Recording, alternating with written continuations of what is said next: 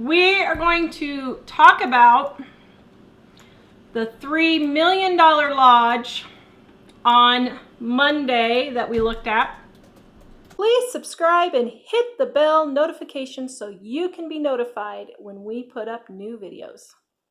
Hello, I am Tara, the author of the Dining on a Dime cookbook, where you can eat better, spend less. We have a new hardcover with full color pictures and over 1,200 recipes and tips to help you save money on your grocery bill. Check it out at livingonadime.com. So if you guys recall, was it last week? Was it just last week, or has it been 2 weeks? I don't know. It's been 2 weeks.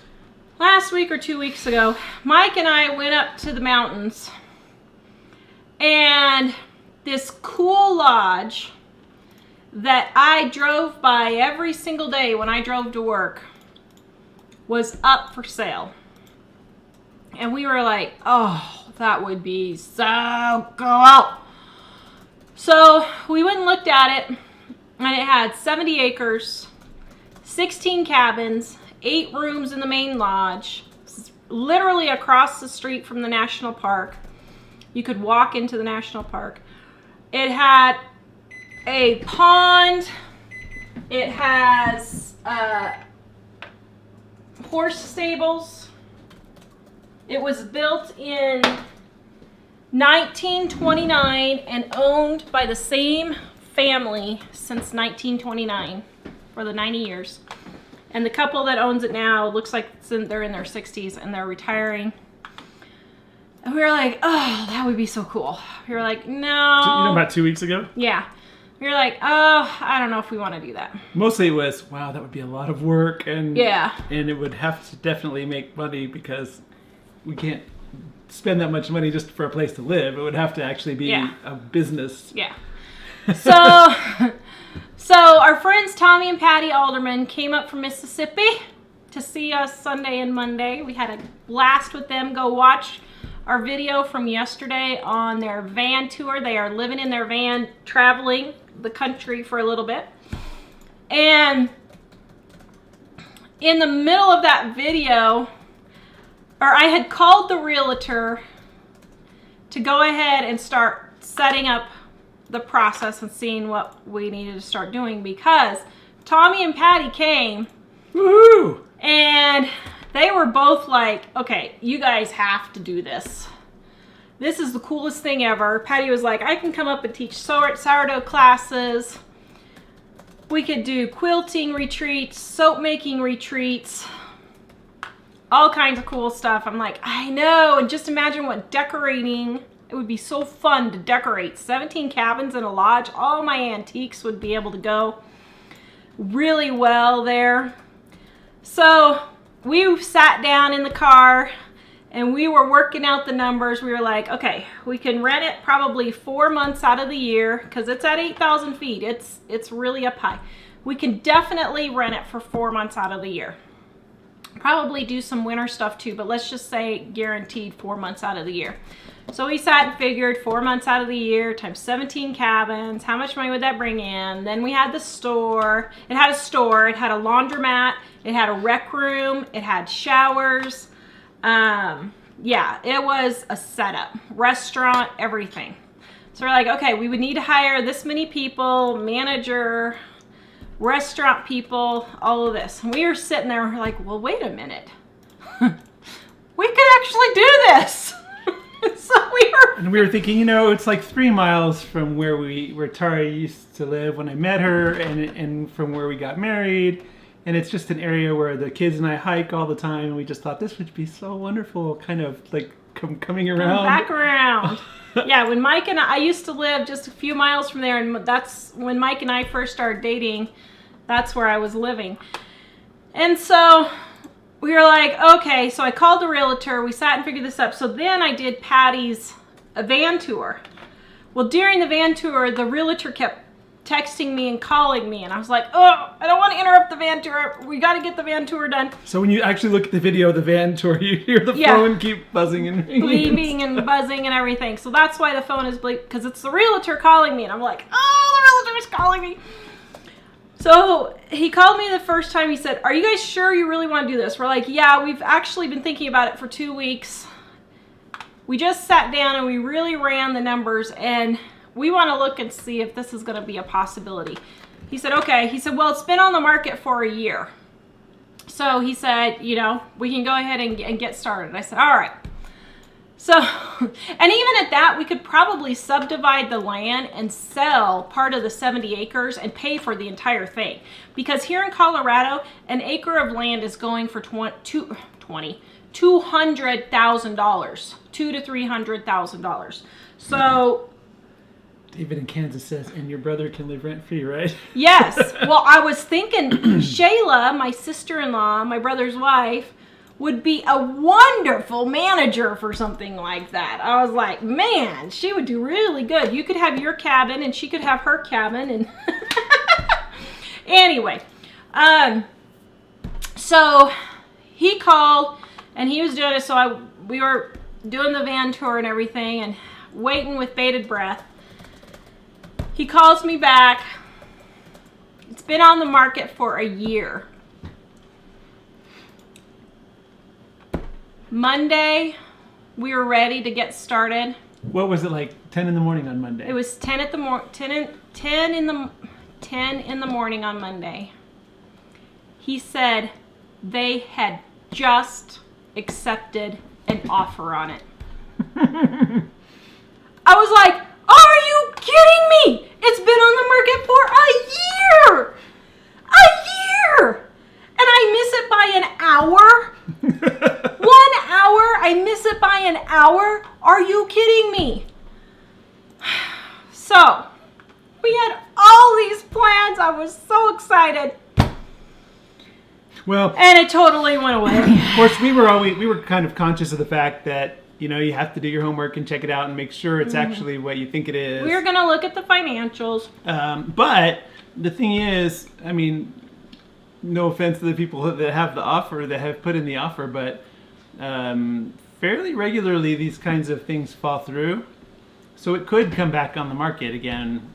So we just asked them to keep us posted on it.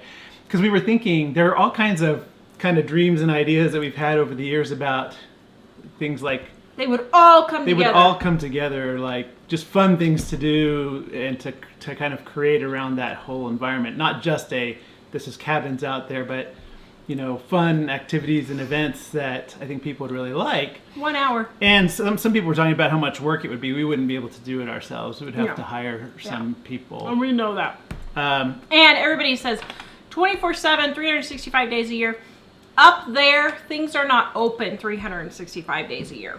So this would all be based on a 4-month season of doing things. And we totally get that.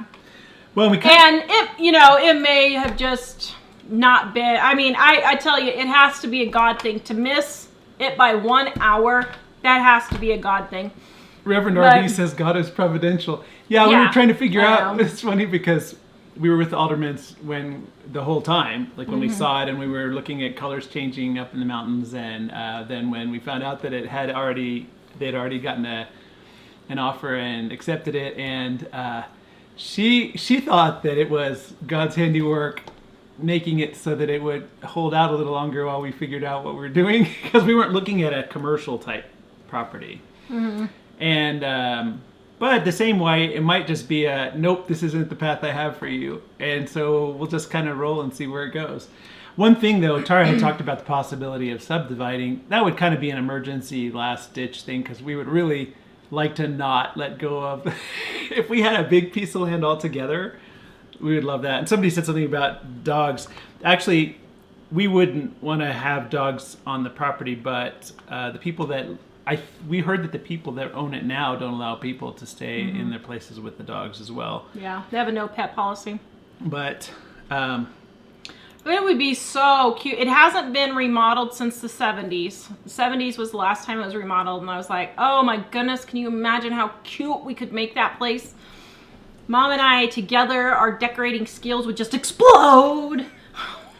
Well, and the truth is, we mentioned a couple of years ago the possibility of buying a campground, and we were thinking, I don't know if we want to do the work for it, and but this kind of had the perfect mix of the perfect kind of place in the perfect location for us, that we also thought it would be a great thing to add it to the shows and videos, because I think everyone would appreciate. That would have made our channel go crazy. I think everyone would really like to see what we did with it. So there's still a possibility, but maybe not. So we'll see. 1 hour. Missed it by 1 hour. Can you believe that? If that's not God telling you no, I don't know what it is. Yes, somebody asked if these are gluten-free, dairy-free. The first batch I made is, because I wanted some. So we would seriously consider it if it still came up. But of course we'd have to find out, how's it doing and what are all the difficult. And here's the thing. It's $3 million. For 70 acres, 16 cabins and a lodge, pond, all of that, water rights, all of that. That is probably just the land in Colorado alone. I have a feeling the business is probably just breaking even, and the business probably isn't doing much. I don't know if you guys remember when I went back to look at the blueberry farm in Michigan, and the house was all, it was perfect, exactly what we needed. And I went to go look at the blueberry farm, and I got the financials for the blueberry farm, and they made the most they had made in the last 5 years. The most they had made in a year was $500. And so what they were doing is they were asking $500,000 for the house, and I think it was 5 acres with a blueberry farm. The house was worth $300,000. The house and the land was worth $300,000. And they were trying to get $200,000 out of a business that made $500 a month. What's interesting though is I went and looked at that 18 months ago. Like just a couple of months ago. I don't know, maybe it was June or July. I looked again and the place was still for sale, but now they had dropped the price down to $300,000 because they knew people aren't stupid. You don't pay $200,000 over the value of a house for a business that pays $500 a month. And I have a feeling that the lodge business that they were doing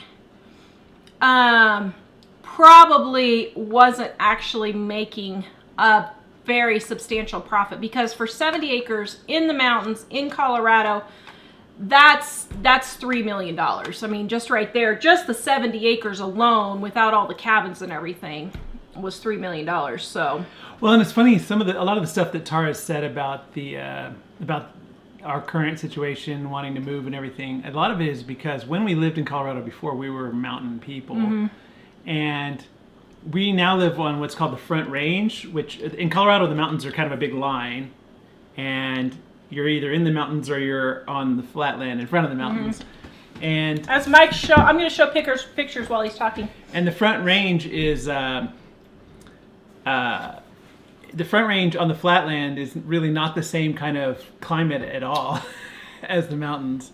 So that was kind of more what we were looking for. And I think that's largely why we haven't been really finding something that was particularly great.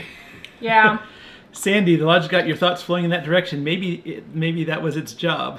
Maybe so. Well, very possible. I mean, and to be honest, this is not the first commercial property that we've looked at. There was another property that had a campground, but the house was only 2 bedrooms. And I was like, oh man, that would be great to have a campground, because then we could have our friends over, like Alderman Farms. And then we could have a campground for all of our friends to bring their campers and that kind of thing. And we didn't make an offer on it because the main house was too small for our family. And so these are some of the cabins right there.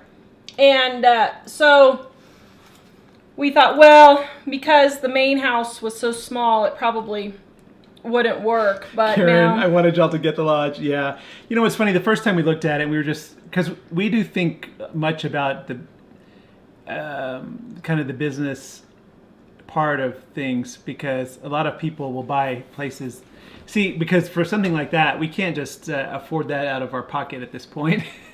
But a lot of people go and buy things in a place like that, and they don't really give thought to what it is, and they tend to completely extend themselves out on debt, and they don't last very long doing it. So we would want to go up and check it out and take a close look. But we were doing some math and stuff, and we thought we could probably do really well with something like that. And I think it would be fun. It would just be, there's sort of an adventure part of it that I think we would love. And the kids were like, oh, we wish we could have done that. But yeah. So the maybe property taxes must be a fortune. Actually, Colorado has some of the lowest property taxes in the country.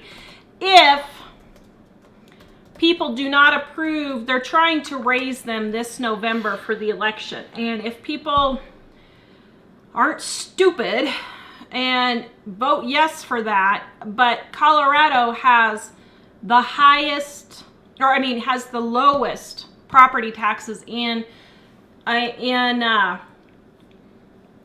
the country. And so it's actually a really good place to retire because of that. So, but here's the thing. We've actually been talking for 2 or 3 years about possibly buying a campground or something. When we went to a campground that was for sale not that long ago, we were like, well, man, maybe we should buy a campground and turn it into like a retro 50s kind of campground type thing.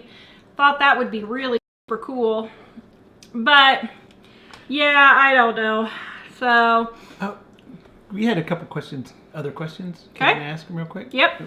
So that's it on the $3 million property. Missed it by 1 hour. Wanted to cry. But we told our agent, Yeah. keep an eye on it, and if it comes up again, we'll Yeah. talk to them. So So when we divide this video, visit us at livingonadime.com.